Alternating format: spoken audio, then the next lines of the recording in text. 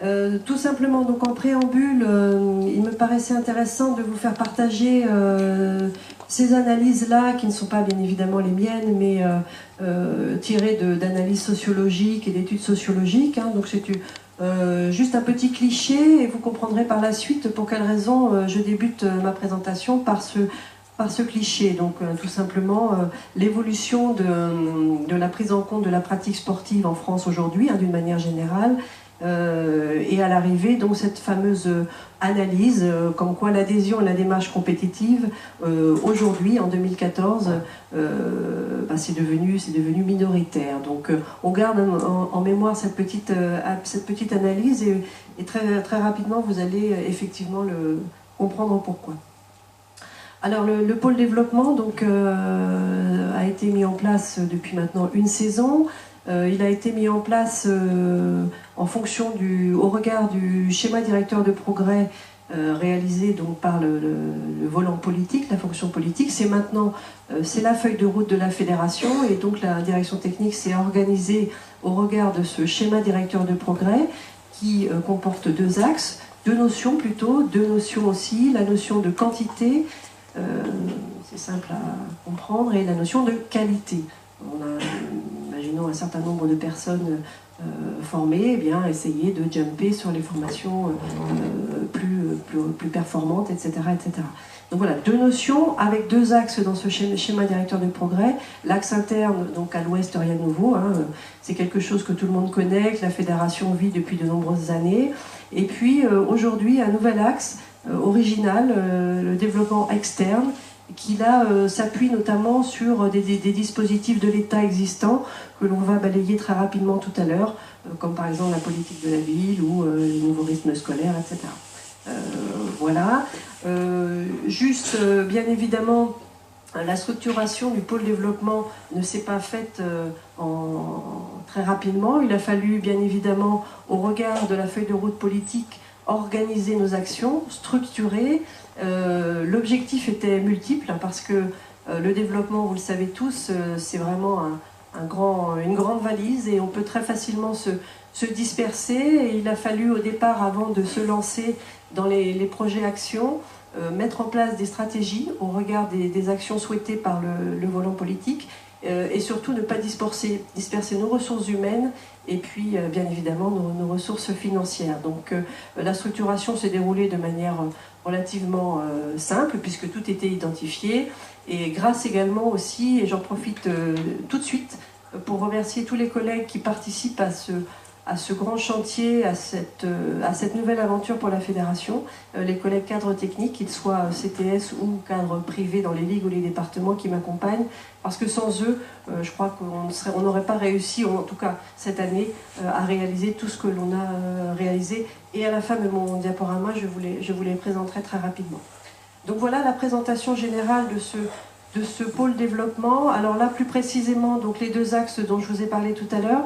L'axe interne, donc, avec la déclinaison et la cible, Pascal parlait tout à l'heure des cibles, et notamment des publics identifiés, vous les avez là. Alors là, ce sont des focus, hein, bien évidemment. La féminisation, le produit label, c'est tout ce qui concerne l'accompagnement de nos clubs, mais je ferai un petit focus là-dessus, parce qu'il y a une évolution par rapport à ces labels clubs, pour une meilleure valorisation de nos clubs. Tout ce qui concerne les équipements, c'est aussi dans le cadre du développement. Les équipements, ce sont l'évolution de nos salles spécifiques, la rentabilisation de nos salles aujourd'hui par rapport effectivement aussi au public accueilli, mais également à l'emploi. Les conventions ligues, on en parlera dans la deuxième diapo, la nouvelle philosophie de la fédération par rapport à l'accompagnement des structures, et puis l'accueil des nouveaux publics. Alors on met nouveaux publics parce que c'est de l'appellation, mais c'est tous les publics aujourd'hui que nous connaissons tous, hein, les tout petits jusqu'à nos seniors et nos vétérans, bien évidemment, bien aimés. Et puis donc l'axe externe tout nouveau pour nous, l'EducPing, que nous l'avons mis dans l'axe externe. L'EducPing, c'est tout le concept lié au monde scolaire et universitaire, avec le côté donc axe primaire, axe secondaire, collège-lycée, et axe universitaire, avec effectivement, concernant EducPing, beaucoup de formations à destination donc des enseignants, soit du primaire, soit prof de PS, et ensuite un accompagnement et une mise en réseau des universités, et également donc, des contenus pédagogiques identifiés. Là également, pour les rythmes scolaires, on en parlera un petit peu plus précisément, mais surtout donc accompagner l'enseignement d'une manière générale pour une prise en compte de notre activité et que notre activité soit mieux enseignée dans les établissements scolaires, et notamment donc collège-lycée. Juste pour info, d'après l'inspection générale, le tennis de table est la 3e APSA enseignée aujourd'hui en France. Donc on a vraiment là un potentiel pongiste terrible dans nos établissements scolaires, collège-lycée. Alors là, il y a toute une stratégie qui est menée par Alain Coupé, notamment donc, concernant EducPing, pour permettre justement un accompagnement du milieu scolaire. Les rythmes scolaires, ce sera le focus tout à l'heure, donc je ne vais pas m'y attarder. La politique de la ville, là également un dispositif d'État, on en parle un petit peu, vous avez certainement vu dans la presse et les médias cet été l'évolution des fameux quartiers sensibles avec toutes les appellations, ZUC, etc. Aujourd'hui, il y a une redistribution de ces zones sensibles, et il est prévu dès cette année de travailler effectivement sur ce dispositif d'État pour permettre à nos clubs se situant sur ces zones-là d'être en réseau avec les communes et pourquoi pas de participer à cette nouvelle dynamique qui est en fait également un objectif prioritaire du gouvernement, et donc du coup par rapport à notre relation avec le ministère, c'est quelque chose aussi d'important. Juste pour exemple, faut savoir que le département du 93, donc en Île-de-France, 85% de ce département est aujourd'hui donc dans cette cartographie, on va dire, de zones ciblées dans ce dispositif politique de la ville. Donc vous voyez, l'idée c'est, une fois qu'on aura bien identifié, enfin que le gouvernement aura bien identifié ces zones, de mettre en réseau, de trouver les clubs qui souhaitent participer et de les aider à travailler avec les communes ciblées. Alors l'événementiel, c'est tout ce qui est lié bien évidemment au Ping Tour, et là donc je profite d'avoir Stéphane au bout là-bas, puisque c'est lui qui porte avec beaucoup d'énergie et de disponibilité tout ça, le Ping Tour, depuis sa création en 2013 pour la direction technique et la fédération.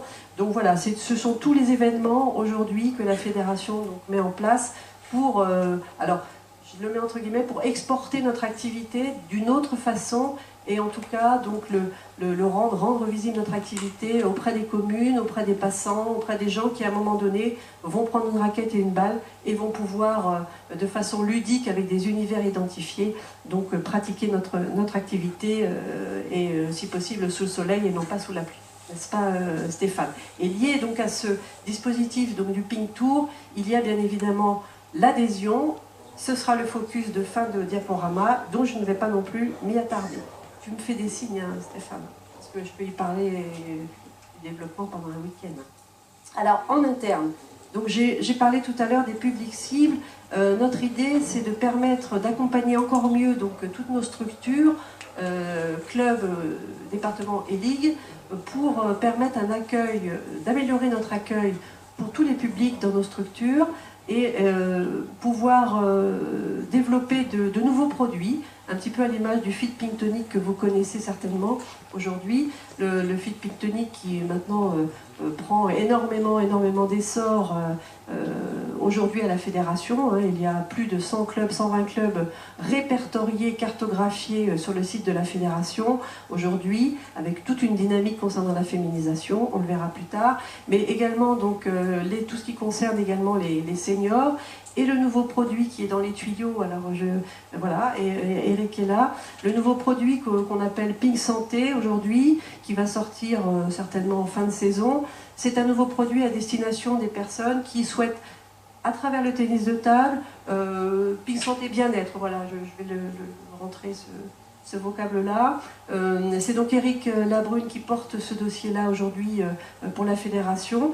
Et donc ce petit univers a été testé lors du Ping Tour, et maintenant va être modélisé pour permettre à nos clubs d'accueillir ce public qui souhaite faire autre chose que de la compétition, et avec un petit peu de ping-pong, un petit peu de bien-être, mais de façon très organisée. Et je pense qu'Eric vous donnera plus de précisions, parce que c'est l'expert Ping Santé pour nous aujourd'hui. Donc voilà, un accompagnement donc, pour nos clubs beaucoup plus important. Et puis donc la nouveauté également concernant les conventions avec les ligues. Vous savez que depuis quelques années, la fédération conventionne avec les ligues qu'ils le souhaitent.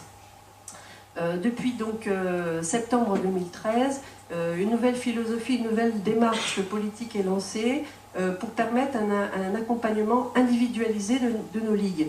L'idée, c'est en fonction de la spécificité des structures, des ligues, de leurs ressources financières et humaines, et également donc en fonction du projet fédéral de développement, mettre en adéquation tout ça et que la fédération puisse accompagner au mieux le développement des territoires. Bien évidemment, une ligue avec beaucoup de moyens financiers, beaucoup de ressources humaines, beaucoup de gros clubs, de grosses boutiques, n'a pas la même capacité et la même envie et le même plan d'action, le projet d'action, qu'une ligue avec peu de moyens, peu de salles spécifiques, etc. Donc pour nous, l'important c'est de faire du prêt-à-porter par rapport à nos ligues. Mathieu est parti et donc la fédération a souhaité identifier une personne, et Mathieu Martin, que vous avez vu tout à l'heure, est la personne référente sur ce dossier-là à la fédération et accompagne au mieux et a commencé la tournée des ligues avec Karine Tablin, l'élu qui est en charge de ce dossier. Le ping féminin, vous comprenez aisément que je commence mes focus par le ping féminin, c'est facile à comprendre. Le ping féminin, la fédération a déposé un plan de féminisation au ministère. On a été bon élève puisque c'est une obligation pour toutes les fédérations. Là, je me place sous la responsabilité de Pascal. Toutes les fédérations doivent déposer un plan de féminisation dans le cadre de la convention d'objectifs passée avec notre ministère de tutelle. Nous l'avons réalisé l'année dernière. Ce plan de féminisation décline un certain nombre d'axes. Et donc c'est Anne Boileau, que vous connaissez, Anne Boileau Desmarais, qui porte avec énergie ce dossier au sein du comité directeur et qui a choisi et a écrit ce plan de féminisation et qui porte le dossier. Et là, pour le coup, comme c'est quelque chose de très important pour nous, puisque c'est un public, tout le monde se demande pourquoi on n'est qu'à 16% de licenciés alors qu'on a une possibilité. Alors là, pour le coup, il y a beaucoup de cadres qui travaillent sur ce plan de féminisation et sur cette thématique. Il y a Mallory Lanier qui est identifiée sur le fit Pintonic, relookage du contenu, formation, répertorier des cartographies, contenu de formation. Et depuis un petit moment, ça prend forme, et non seulement ça se prend forme, mais il manque de formateurs parce qu'il y a beaucoup de demandes pour les clubs qui souhaitent mettre en place ce nouveau produit. Alors on a commencé le développement, comment on peut dire, on a commencé cette grande aventure de féminisation de la fédération par la communication. Donc là c'est Morgane, la responsable com de la Fédé, qui nous a proposé un certain nombre de pistes. Et il nous fallait un visuel. Vous avez tous certainement dans vos clubs vu cette magnifique affiche qui fait parler, c'est normal, et c'est très bien d'ailleurs, c'est le but du jeu, qui fait parler, cette magnifique affiche, je ne sais pas s'il y a le kakémono là, non, du ping féminin, une com avec des flyers de rentrée dans le kit com, kakémono, des stylos gratuits pour les structures, les ligues qui souhaitent développer et s'emparer de cette thématique. Donc vraiment une grosse com par rapport à ça, parce que c'est le début, et ça permettra ensuite de valoriser nos actions, valoriser les équipes de France féminines, jeunes et seniors, et également nous accompagner sur toute l'Olympiade. Alors la déclinaison territoriale, là c'est un axe également important, parce que comme vous pouvez l'imaginer, un plan de féminisation, c'est sympa, c'est joli, mais si ce n'est pas décliné sur nos territoires, ça ne sert à rien. Ça ne sert que, enfin si, ça sert quand même à négocier la convention d'objectifs, mais c'est pas suffisant. Et donc certaines ligues aujourd'hui s'emparent de ces axes-là, notamment Rhône-Alpes. Il y a déjà eu un regroupement en Rhône-Alpes, la Basse-Normandie également, les Pays de la Loire également l'année dernière. Donc maintenant, chaque ligue va choisir un ou deux axes et se lancer également avec notre aide sur le développement de la féminisation dans la région. Le fit Pintonic, j'en ai parlé, c'est quelque chose qui est pour nous très important. Vous avez certainement vu l'émission qui est passée sur Antenne 2, également aux 20h de TF1 mais alors 2 minutes, mais c'est très important, il y a 10 jours, un petit extrait donc, du Fit Pink Tonic. Donc vous voyez, donc, au niveau de la com, au niveau du produit, on en parle et je crois que c'est très important pour nous de pouvoir ensuite développer ce concept-là qui marche du feu de Dieu. Et juste pour mémoire, je vous rappelle la première diapo de l'analyse sociologique, hein, sans compétition, etc. etc. Hein, c'est le fil conducteur. Le club des dirigeantes, c'est un axe aussi qui a été souhaité, mais là, tout le monde le sait. Alors là, je ne compte pas le nombre de femmes ici, mais bon, c'est vrai qu'on n'est pas beaucoup, on est quand même pas mal. D'habitude, il y en a beaucoup moins. Également au niveau des dirigeantes, si, c'est bon. Non, les femmes, après j'ai fini. Le club des dirigeantes, c'est en fait, c'est Anne Boileau qui a souhaité le mettre en place. Ça a été lancé le 8 mars l'année dernière, c'est petit clin d'œil. C'est pour permettre aux femmes dirigeantes, présidentes de club, présidentes de département, de ligue ou dirigeantes, de pouvoir échanger sur leurs expériences et pouvoir, pourquoi pas, prendre des responsabilités sur une structure supplémentaire. Parce qu'à un moment donné, on en parle dans les médias, dans la presse, vous savez tous que, messieurs, la parité vous gagne et que donc, à un moment donné, il va falloir que les fédérations, ce sera la loi, se mettent en concordance avec ce que peut-être les différents ministères vont nous imposer. Donc on anticipe un petit peu et on essaie de créer aussi une dynamique de femmes dirigeantes pour pouvoir échanger et bien évidemment les cadres techniques participent également à tout ça. La plateforme, là également, n'hésitez pas à y aller, partage d'expériences, ça permet au club, au département et aux ligues de pouvoir échanger sur les expériences, sur les actions menées. Bien souvent on nous dit, ben voilà, moi j'aimerais bien développer le tennis de table féminin, mais je ne sais pas comment faire, quoi faire. Sur cette plateforme, vous y avez accès libre, vous avez tout un tas d'actions aujourd'hui identifiées, photos, mode d'emploi et autres. Et donc cette plateforme est ouverte, vous permet de déposer vos actions, permet de récupérer pourquoi pas quelques idées. Et il y a eu donc un podium et une remise donc de dotation qui sera effectuée au mois de novembre lors de l'Assemblée Générale. N'hésitez pas à aller sur la plateforme, elle est sur le site